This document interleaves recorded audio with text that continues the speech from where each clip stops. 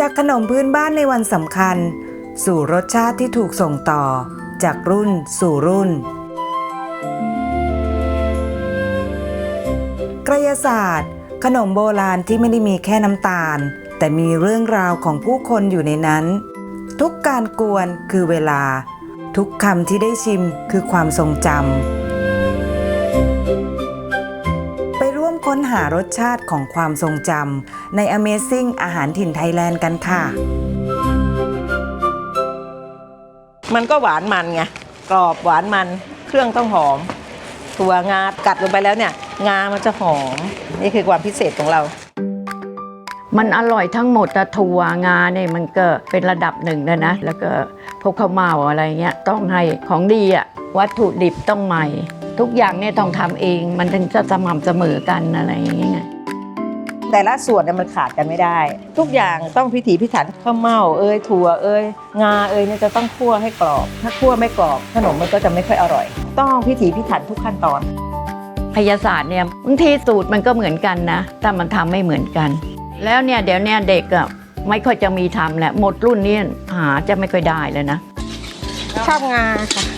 ทำไมอ่ะมันเคี้ยวง่ายดี กินมาตั้งแต่เด็กๆแล้วแม่ทำครบรสนะน้องมันมีทั้งหวานทั้งมันแล้วก็กรอบแล้วมีธัญพืชครบเลยนะ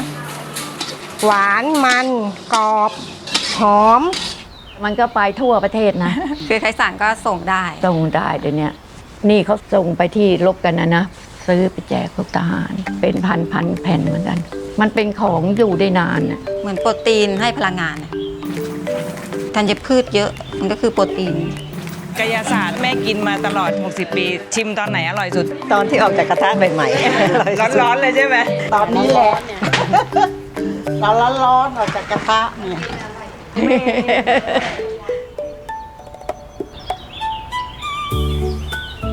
ที่จังหวัดพระนครศรีอยุธยาเมืองมรดกโลกไม่ได้มีแค่ร่องรอยของประวัติศาสตร์ให้เราเห็นด้วยตาเท่านั้นนะคะแต่ยังมีรสชาติที่เดินทางข้ามกาลเวลา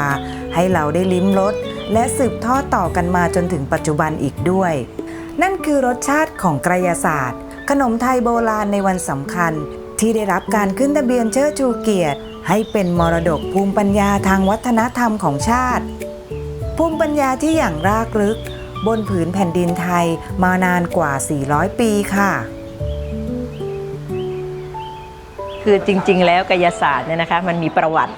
ขนมชนิดนี้มันจะอยู่ในหนังสือพระราชพิธี12เดือนของรัชกาลที่5เป็นพระราชพิธีเดือน10เนี่ยก็จะทำบุญศาสตร์นะชาวบ้านก็จะกวนกายศาสตร์เอาไปใส่บาตรที่วัดแต่เดี๋ยวนี้เขาไม่ค่อยกวนแล้วเขาซื้อเอาดีกว่าเพราะกวนแล้วมันลงทุนมากใช้เวลามากแล้วก็บางทีก็แข็งไปอ่อนไปเลยนะเขาก็ซื้อดีกว่ากระยาศาสตร์สูตรโบราณขนมไทยที่เต็มไปด้วยความพิถีพิถันจากภูมิปัญญาที่สืบทอดกันมาแม้ขั้นตอนเยอะใช้เวลานานแต่ยังคงมีบางชุมชนในประเทศไทยที่ยังคงสืบทอดวิธีการทำแบบโบราณจนถึงวันนี้ค่ะ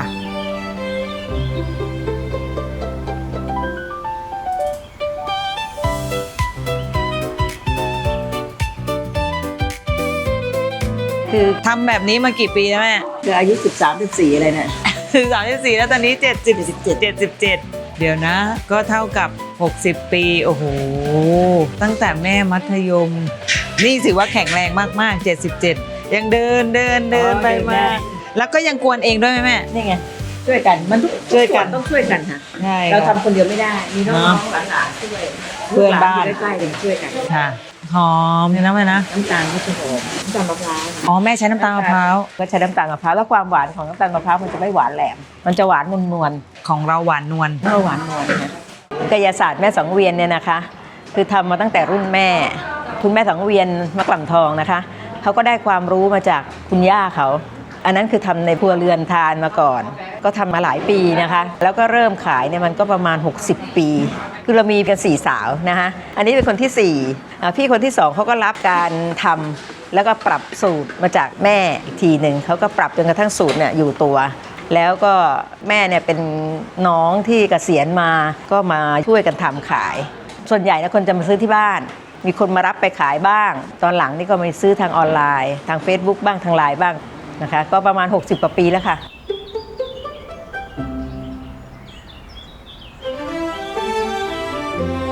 ถึงแล้วค่ะกายศาสตร์มรดกไทยนะคะ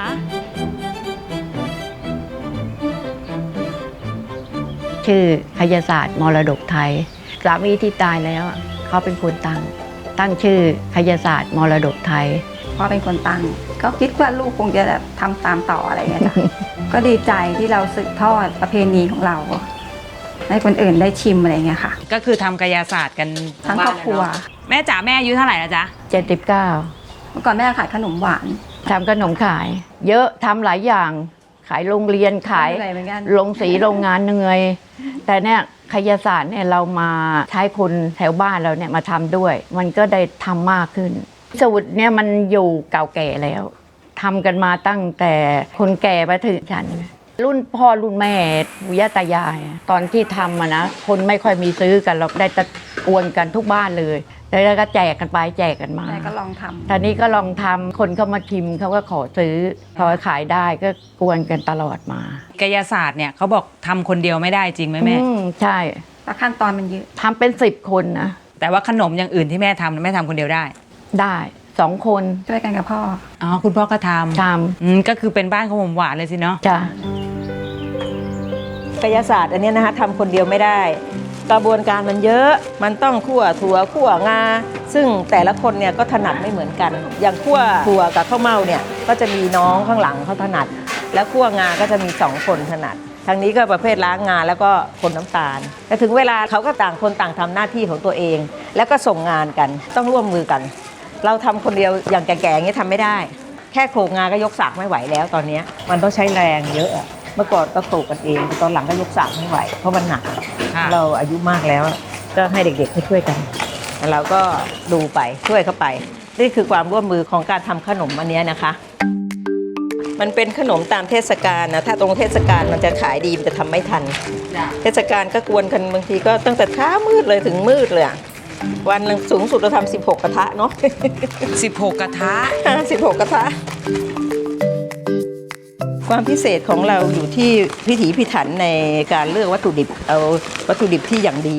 แล้วเรายอมเสียที่จะทิ้งเยอะไอ้ที่ไหนไม่ดีเราทิ้งหมดอย่างถั่วเนี่ยข้างล่างนะถั่วเสียทั้งนั้นเลยดำหนีนิดๆหน่อยๆเนี่ยก็เอาออกค่ะต้องละเอียดเพราะต้องเช็ดให้สะอาดด้วย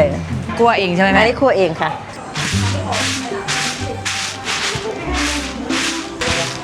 ทำมากี่ปีแล้วจ๊ะ 5 ปีค่ะ อันนี้เราคัดทีละเม็ด เหยียบทีละเม็ด ถ้ามันเสียเยอะก็จะนานอยู่ อย่างเงี้ยเขาเรียกว่าเสีย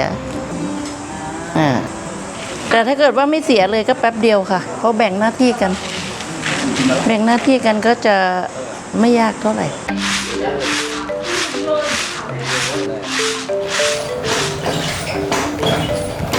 งาเราก็ใช้งาดำโขลกเราไม่ใช้งาขาวในท้องตลาด อันนี้คือความพิเศษ กรอบหอมแล้วก็สะอาด เพราะเราคัดจากว่าวัตถุดิบใหม่ๆคั่วข้าวเม่างาถั่วอะไรเงี้ยค่ะจะไม่คั่วเก็บไว้คือคั่วแล้วก็ทำเลย ไม่ได้ทำไว้เยอะ ทำไปขายไป เราเหนื่อยเราซื้อสำเร็จมาทำนี้ได้ไหม ไม่เคยค่ะ ทุกอย่างเนี่ยต้องทำเองมันถึงจะสม่ำเสมอกันน่ะถ้าว่าถ้าทำแล้วเราไม่ลงมือเองเนี่ย นภา มันไม่ค่อยได้ดีหรอกแต่ถ้าเลือกของนี่เขาเลือกมาแล้วต้องเป็นคนเลือกอีกทีนึง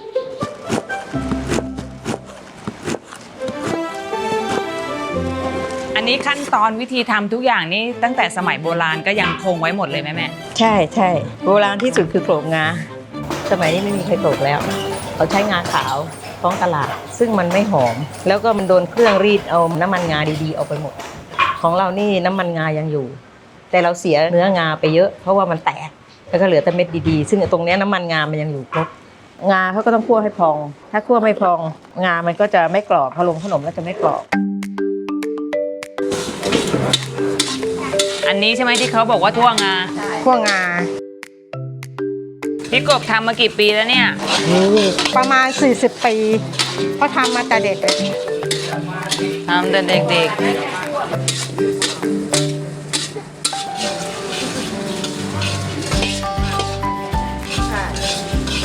พี่กบว่าขั้นตอนไหน ยากสุดสำหรับการทำกายศาสตร์ ขั้นตอนกวนน้ำตาลเพื่อรอจะเอาของลงอ่ะ แล้วก็คอยคนไม่ให้มันติดแล้วมันจะไหม้ไฟแรงมันก็ไหม้คน เคี่ยวน้ำตาลให้เป็นยางมะตูม เขาบอกงวดไม่งวดต้องคนนี้เลยคอยดูน้ำ ประมาณ2 ชั่วโมง ต้องคนตลอดเวลาถ้าเกิดใกล้จะได้อย่างเงี้ยเป็นฟองขึ้นอย่างเงี้ยต้องลดความร้อนลง ถ้าไม่คนอ่ะ มันติดกระทะนะ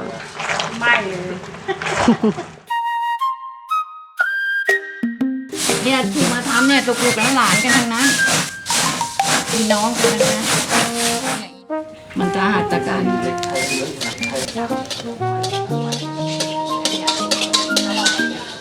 ทั่วข้าวเม่ามันจะกรอบ ดูให้เป็นยังไงพี่จุ๋ม ให้มันเหลือง ก็คือห้ามหยุดคนเลย ไม่ได้ เดี๋ยวไหม้ หยุดแล้วไหม้มือต้องไว ข้าวเมามันก็เป็นโบราณสมัยก่อนจะเกี่ยวข้าวมาแล้วก็มานวดแล้วก็คั่วทำข้าวเมากินกันเขาก็มาตำแล้วก็เอาไปพล่าไปอะไรอ่ะเราก็ต้องมาทำให้สะอาด แต่อย่างเงี้ยข้าวจ้างเนี่ยมันเยอะแต่กำไรมันน้อย แต่เราเอาไว้เพื่อชื่อเสียง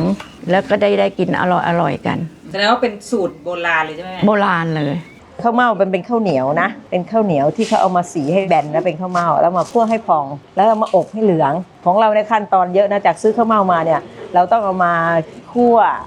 แล้วก็มาอบให้มันเหลืองขึ้นมันถึงจะกรอบ ป้าเขาต้องฝึกมาตลอดทุกอย่างอะที่เขาบอกให้ทำอะเขาต้องสอนเราก่อน อันนี้คือการคั่วข้าวเม่าใช่ไหมจ๊ะ จ้า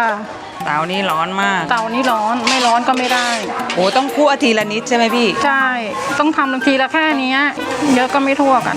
อ๋อจากแบนๆอย่างงี้ใช่ไหมคะแล้ว ใช่ มันก็จะพ เป็น อง อย่างนี้ เป็นอย่างนี้เสร็จแล้วจะต้องเป็นอย่างงู้นไงเป็นสีเหลืองออกมาต้องไปเข้าเครื่องอีกรอบนึง และขั้นไหนพี่ว่ายากสุด อีตอนจับน้ำตาล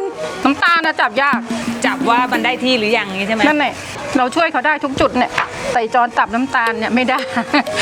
มันต้องเร็วด้วยช้าก็ไม่ได้ เตรียมเครื่องเรียบร้อยคั่วถั่วคั่วงาคั่วข้าวเม่าพร้อมแล้วนะคะ แยกเป็นถุงๆไว้นะใส่อะไรเท่าไหร่ก็จะชั่งไว้ แล้วพอเช้าขึ้นมาเราก็เอาส่วนพวกนี้มาผสมแล้วก็มาตั้งกระทะ ซึ่งก่อนที่เราจะมาตั้งกระทะเราจะต้องน้ำตาลไปเคี่ยวให้ละลายก่อน แล้วก็กรองเอาผงเอาอะไรออกนี่พอมาลงกระทะเนี่ยเราก็จะมีกระชอนช้อนผงอีกทีนึง ขั้นตอนสำคัญคือการเคี่ยวน้ำตาลให้ได้ที่ เพื่อเป็นตัวเชื่อมทุกส่วนผสมให้เข้ากัน ทั้งข้าวตอกข้าวเม่าถั่ว และงาที่อุดมไปด้วยสารอาหารและโปรตีนสูง จนกลายเป็นรสสัมผัสที่ยังคงความหอม กรอบอร่อย ได้ยาวนานหลายเดือนเลยล่ะค่ะ ก็คือตอนที่กวนน้ำตาลนี่มันใช้เวลาเยอะใช่ไหมแม่ ใช้เวลาประมาณ 40 นาที อันนี้คือน้ำตาลที่ใกล้จะได้แล้วเด็กเขาจะเรียกแล้ว เราจะคอยดูว่าน้ำตาลได้หรือยัง ใช้วิธีการดูสังเกตจากความข้นของน้ำตาลว่าหยดของน้ำตาลเนี่ยมันใช้ได้หรือยัง เอามาลอยในน้ำอันนี้เป็นภูมิปัญญาซึ่งจะใช้การสัมผัสด้วยมือ นิ่มไปหรือเปล่ากระด้างไปหรือเปล่า อันนี้คือสำคัญมากเป็นตอนที่สำคัญ ถ้าเราช้าไปนิดน้ำตาลมันจะแข็งทำให้ขนมไม่ดี เพราะฉะนั้นเราจะห่างตรงนี้ไม่ได้ เด็กเขาจะคอยเรียกให้มาใกล้ๆ อันนี้ประสบการณ์ล้วนๆนะแม่เนาะ ใช่ใช่เนี่ยแม่นี่ดูด้วยตามันก็จวนแล้วแต่ยังไม่ได้ หลังจากที่เราดูความข้นแล้วจะต้องเอามาหยอดอีกทีหนึ่งนะคะแล้วก็ใช้มือใช้นิ้วสัมผัสความเหนียวของน้ำตาลนะคะเนี่ยหยอดอย่างเงี้ยก็ยังใช้ไม่ได้อีกนิดนึงอีกประเดี๋ยวหนึ่งถึงจะใช้ได้เราก็ต้องใช้น้ำหลายขันหน่อย เอาใหม่ เนี่ยนะคะตรงไหน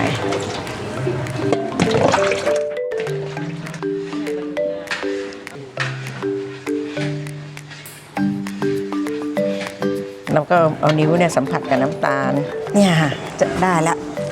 ค่ะ อ๋อได้แล้ว อันนี้พอน้ำตาลได้แล้วนะคะ เราก็เอาเครื่องที่เราผสมกันไว้เนี่ยก็มีข้าวเม่าถั่วงาข้าวตอกนะคะ4 อย่างมาคลุกเข้ากับน้ำตาล การคลุกเนี่ยเราจะมาคลุกข้างนอกเตาเพราะว่าเตาเนี่ยมันร้อนมากเนี่ยยังร้อนอยู่เลยถ้าคลุกในนั้นเดี๋ยวไหม้เราผสมกันข้างนอกก่อนแล้วเราก็มาลงกระทะ ส่วนที่ตรงที่เครื่องลงเนี่ยจะใช้เวลาประมาณ 2-3 นาทีที่จะคลุกเคล้าต้องไวถ้าช้าแล้วขนมมันจะแข็งแล้วขึ้นอยู่กับอากาศนะถ้าอากาศหนาวตรงนี้ลงมาแป๊บเดียวแข็งเลย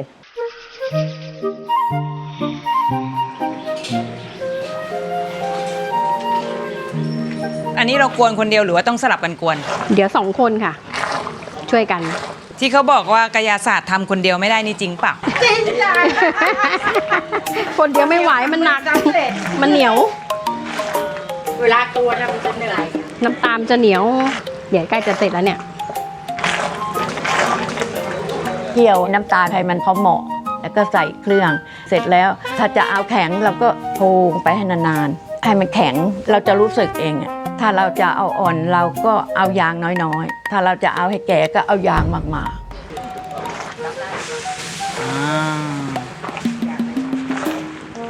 แค่นี้ก็น่ากินแล้วเนาะ ทำไมแม่ใส่ข้าวตอกก่อนอยาก ข้าวตอกก่อนมันทำให้เหนียวข้าวตอกมันเป็นข้าวเหนียว เป็น ไง ข้าวเหนียว มันก็อยู่ในน้ำมันก็คนให้มันเหนียว ก็มาสมัยก่อนเขาไม่ใส่แบแซกันนะเขาก็เอาข้าวตอกนี่นะอาทิใส่ถั่วใส่งาที่หลังนะมันจะซับน้ำตาลได้ช้ามันจะเข้ากันได้ง่าย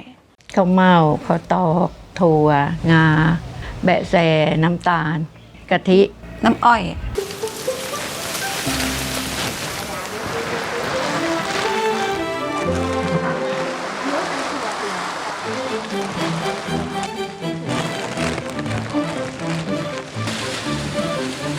โอ้โห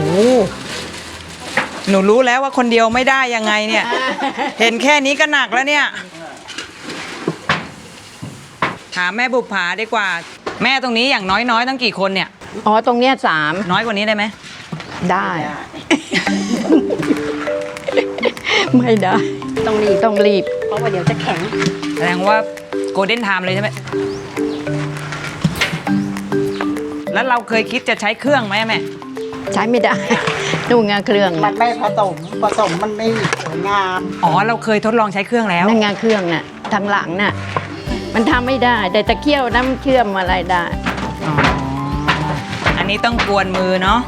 ไม่ได้เลยแหละคายศาสตร์เนี่ย อันนี้นี่ประมาณกี่กิโลแม่ 50 กระทะหนึ่งอะเนาะ จ้ะ วันหนึ่งทำกี่กระทะแม่ 3 กระทะ หน้าตาน่ะดีถึง10 กระทะตามจริงไม่ได้โม้ใส่กระทะแหละเท้าเลย ยัน6 ทุ่ม6 ทุ่มนะ เลยอ่ะ กล้ามเป็นมัดๆทุกคน ไอ้ที่ใส่ตอนแรกนึกเขาเรียกว่าอะไรนะแม่ ข้าวตอก เอ๊ะบางสูตรเขาไม่ใส่ข้าวตอกหรือเปล่า แต่ตามมาดาโบราณจะมีข้าวตอกนะ ต่อกันตาม เขาไม่ชอบก็ได้มั้งเนาะแล้วแต่สูตรสูตรแท้แต่เขาข้าวเม่าข้าวตอกถั่วงาน้ำตาลแอะแจกะทิ กินตอนไหนอร่อยสุดเนี่ย ตอนนี้แหละ เราร้อนๆออกจากกระทะเนี่ย เขาบอกของแม่ใส่ตู้เย็นแล้วอร่อย เอาไปใส่ตู้เย็นมันก็จะกรอบ ใส่แป๊บเดียวก็จะกรอบแล้วค่ะ เอาออกมากินรสมันก็จะอยู่อย่างนั้นน่ะ อย่างสมัยก่อนมันจะหนาแข็งใช่ไหมแม่ก็มาปรับให้มันบาง ให้แผ่นบางๆทานง่าย แล้วก็หวานได้น้อยๆคนก็ไม่ชอบทานหวานกันมาก เราก็ปรับให้มันหวานตามตลาดที่ต้องการ อย่าง10 บาทเนี่ยเมื่อก่อนไม่มีขาย มาทำให้แบบบาง10 บาทนี่เพราะอะไรเนี่ย ทำมันขายง่ายหน่อยนะต้องรีบทำเย็นแล้วมันจะแข็งต้องร่วมมือกัน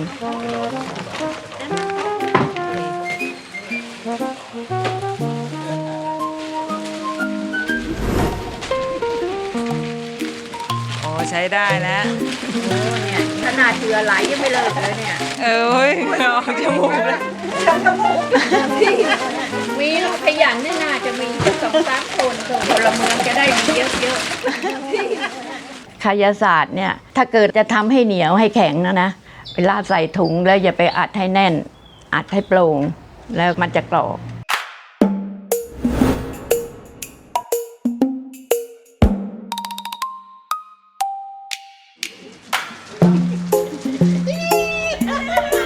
เวลาที่จะเสร็จต้องช่วยกันอย่างเงี้ย เพราะว่ามันคนเดียวทำไม่ได้ คือคลุกเคล้าเสร็จแล้ว ทีนี้ก็จะมาลงพิมพ์กระบะ ต้องแข่งกับเวลา เพราะว่าถ้าหักช้าไปขนมแข็งโดนลมก็ไม่ได้ ถ้าช่วงหน้าหนาวนะทำยากมากเลย ขนมมันจะแข็งเร็ว เราต้องแข่งกับเวลาแข่งกับอากาศ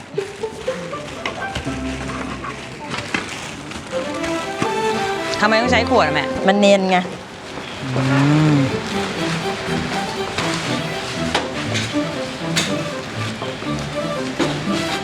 เรา องชิมร้อนๆไหม ชิมร้อน อ้าวลองเอาด้วยเอาหนูด้วย เดี๋ยวล้างมือได้ลูก ร้อนเหนียวๆอ่ะขอบ เดี๋ คุณ ยว ด้วย เดี๋ยวกรอบ ส่วนผสมเนี่ยมันขาดอย่างใดอย่างหนึ่งไปได้ไหม ๆเขาไม่ให้ขาดนะคนโบราณเนี่ยเขาคิดไว้เขาพอดีแล้วนะเปลี่ยนเป็นอย่างอื่นก็ไม่อร่อยเท่าเปลี่ยนเป็นเม็ดมะม่วงหิมพานต์ก็ไม่อร่อยเท่าถั่วเคยใช้เม็ดมะม่วงหิมพานต์มันความมันไม่เหมือนถั่วสู้ถั่วไม่ได้ แล้วก็แพงด้วย อันนี้มีอะไรบ้างนะแม่ ถั่วลิสงต้องคัดถั่วอย่างดี งาข้าวเม่าข้าวตอกน้ำตาลมะพร้าวกะทิแล้วก็แบะแซแต่ทุกอย่างต้องกรอง2 รอบกายศาสตร์อันเนี้ยนะคะทำคนเดียวไม่ได้ กระบวนการมันเยอะ เคยทำคนน้อยสุดกี่คนถึงจะทำได้ 4 คน แต่หมายถึงว่าเครื่องมันต้องเตรียมไว้แล้ว ไม่ใช่เรามานั่งตั้งต้น เพราะตั้งต้นมันเป็นไปไม่ได้ คนเดียวแม่เคยไหมคิด ไม่ ว่า เคย ไม่เคยไม่ทำด้วย ไม่รู้จะเหนื่อยทำไมคนเดียว ไม่ทำ กว่าจะได้มาซึ่งขนมชนิดนี้นะแม่เนาะ ใช้เวลามาก ใช้พลัง กว่าจะได้ ใช้คน เสร็จ อีก เป็นอย่างเงี้ยใช่ ซื้อกินเถอะ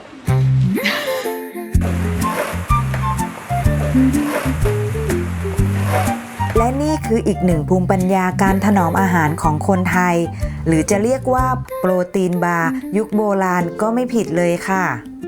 กายศาสตร์มันเป็นขนมที่เก็บได้ เหลือเราก็ยังเก็บไว้พรุ่งนี้ปรืนนี้ได้ไอ้อย่างขนมอื่นมันต้องขายแล้วต้องให้หมด อันนี้อยู่ได้กี่เดือนของแม่ 3 เดือนได้ นั่น สาม แหละ เดือนยังก็ได้นานนะเป็นปียังได้ใส่ตู้เย็นเลยนะ เนี่ยข แต่นี่เรามีออยแต่ว่าเราตีไปแค่3 เดือน อืม ขนมเนี่ยนะคนโบราณเขาเอาไว้ทานนานๆเป็นปีก็มีบางคนก็ไปใส่ตู้เย็นทีนี้ใส่ตู้เย็นมันจะแข็งใช่ไหมพอโดนความเย็น ก็เอาออกไว้สักพักมันก็หาย มันก็จะมีสภาพเดิมเพราะขนมเราจะอยู่ในอากาศปกติ แต่จริงๆแล้วทานใหม่มันอร่อยกว่า แล้วอีกอย่างก็คือมันมีมะพร้าวเป็นส่วนผสมมันจะทำให้กลิ่นมะพร้าวมันออก ถ้าหากไว้นานอ่ะอยู่ได้นานเนี่ยเอาไปแช่เขาไปทานที่เมืองนอก ประจุกเอาไปทานที่ต่างประเทศแล้วให้เพื่อนทานแล้วเป็นไงเอาแม่ ทุกคนชอบหมดฝรั่งเลยฝรั่งชอบ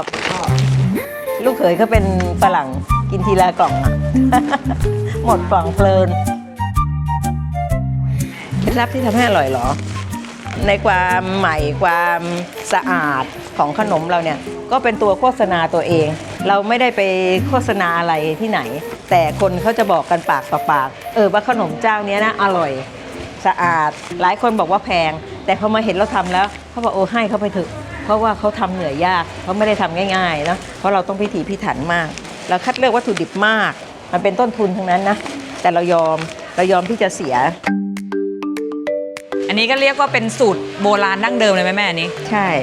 ทำแบบโบราณก็พระที่นครสวรรค์วัดห้วยลำไย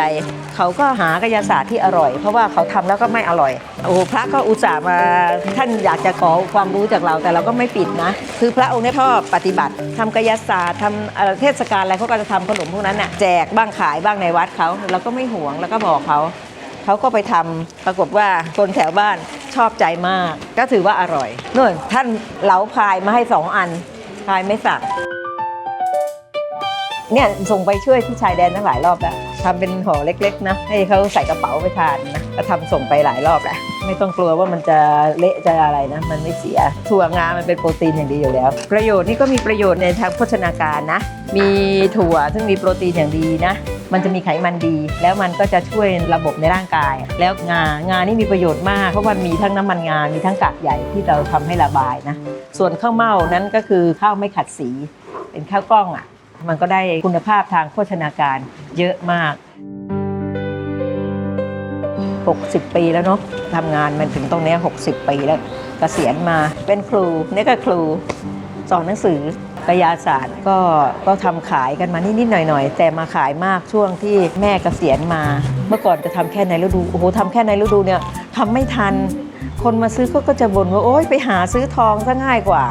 มาซื้อกายศาสตร์เจ้านี้ต้องบนหลวงพ่อว่าขอให้ได้เขาพูดเล่นๆแสดงว่ามีคิว มีคิวมากตอนนั้นทำไม่ทันมาทำช่วงไม่กี่วันไงพอมาช่วงหลังเราก็มาพยายามที่จะทำขายให้มันเรื่อยๆเนาะกลายเป็นว่าเราทำขายทั้งปีแต่ยอดช่วงนี้มันก็ไม่มากเท่าไหร่อย่างเมื่อวานก็ควรไป7 กระทะวันนี้ก็ลดเหลือแค่5 กระทะเพราะว่าเราไม่ควรขายทิ้งมากเราไม่ทิ้งมาก อันนี้น้อยแล้วใช่ไหมแม่ น้อยมากสุด16 กระทะตี 5เนี่ยลงกระทะแล้วเด็กก็มาตั้งแต่ตี 4 กว่าๆแล้วก็ไม่ได้หยุดเลยจนมืดก็ถึงได้กลับบ้านตอนหลังก็เลยไม่เอาต้องขอผลัดเขาขอไปอีกวันเถอะ ถามว่ามันเหนื่อยไหมมันไม่ได้เหนื่อยชนิดที่ว่าโอ้ไปแบกไปหามอะไรเนาะแต่บางทีมันก็ล้าเพราะว่าร่างกายเราเนาะร่างกายเราก็ไม่ใช่มันจะสมบูรณ์เนี่ยผ่าหลังกันมาแล้วทั้งนั้นเลย คนนี้ก็ผ่าคนนั้นก็ผ่าคนโน้นก็ผ่าแล้วยังเดินไม่ได้ คนนี้ใกล้จะผ่า ทั้งหัวเข่าทั้งหลังก็ใกล้จะผ่ากระดูกก็เคลื่อน2 ซี่แล้วก็คลดยังใจยังสู้ เชื่อไหมทำอะกว่าจะได้3 กระทะนี่โอ้โหเป็นวันๆเลยนะบางทีเมื่อยเนี่ยทุกวันเนี่ยต้องทายาทาอะไรกันเลย มันเหมือนเครียดเนี่ยเรื่องเครียดก็จากกายศาสตร์เนี่ยมันเป็น มันเครียดอะไรกับกายศาสตร์แม่เครียดอะไร มันจะอาจไหมนี่ แล้วถ้ามันไม่ได้อย่างเราทำเองอะทิ้งเนี่ยพวกเนี้ยจะต้องทิ้งเป็นกระสอบเลย แม่ไม่เลิกนะ ไม่เลิกหรอก วันหนึ่งถ้าเกิดไม่มีคนทำกายศาสตร์แล้วสูญพันธุ์ไปแล้วแม่จะรู้สึกไง ฉันก็คงตาย แสดงว่าแม่จะทำจนกว่าจะทำไม่ไหวว่างั้นเถ เอ อะ อนั่นแหละสิ้นลมหายใจเราก็เลิกกันไป ทำขายมันก็ดีหนึ่งเราได้ไม่อยู่เฉยๆถ้าอยู่เฉยๆเดี๋ยวเราอาจจะเป็นอัลไซเมอร์ไป เราก็ได้ทบทวนตลอดเวลา แล้วก็อีกอย่างหนึ่งมันก็มีรายได้ที่จะเลี้ยงพวกเรา แล้วสิ่งที่เราได้จากการขายกายศาสตร์นะเราได้มิตรภาพกับลูกค้า ลูกค้านี่จะน่ารักมากขายกันมาตั้งนานมากแล้วลูกค้าหลายคนก็เสียชีวิตไปเยอะแล้วลูกเขาก็ยังมาซื้อนะซื้อทุกปีมีถั่วมีงาแล้วก็ให้เข้าไปเขาบอกเขาจะไปทำส้มตำแล้วก็ให้เข้าไป อันนี้คือมิตรภาพระหว่างเรากับลูกค้า แม่กายศาสตร์นี่ขึ้นเป็นมรดกทางวัฒนธรรมของไทยนี่แม่รู้สึกยังไง ก็ดีนะคะมันก็ต้องเป็นมรดกทางวัฒนธรรมนั่นแหละ เพราะว่ามันเป็นภูมิปัญญา มันก็ควรจะได้เป็นมรดกของรุ่นลูกรุ่นหลานต่อไป เป็นที่น่าภาคภูมิใจที่กระยาศาสตร์ ขนมโบราณจากสมัยอยุธยา ยังคงถูกสืบทอดรสชาติข้ามกาลเวลามาจนถึงทุกวันนี้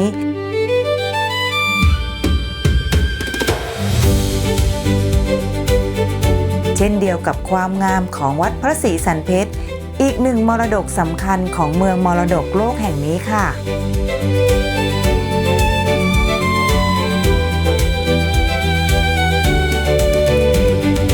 ได้กายศาสตร์มาถึงมีกินจนแก่จนเฒ่าเนาะ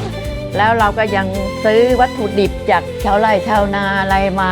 ท่านจะพืชเนี่ยเนาะชาวไร่ชาวนาชาวสวนก็ยังขายเราได้เขาก็ยังภูมิใจอย่างนั้นแหละทีนี้กายศาสตร์เนี่ยมันเป็นของเราเองอะไรอย่างเงี้ย ขายได้มีคน ขาย ซื้อ ได้มีคนซื้อก็ทำต่อไปถึงเหนื่อยเราเข้าทำ ก็ดีใจที่เราสืบทอดประเพณีของเราให้คนอื่นได้ชิมอะไรเงี้ยค่ะ เราก็อยากจะสืบสานเป็นมรดกของแม่ของย่าที่เขาสั่งสมกันมา ก็ถือว่ามันเป็นมรดกของครอบครัวเรานะก็อยากให้มันอยู่ตลอดไปกายศาสตร์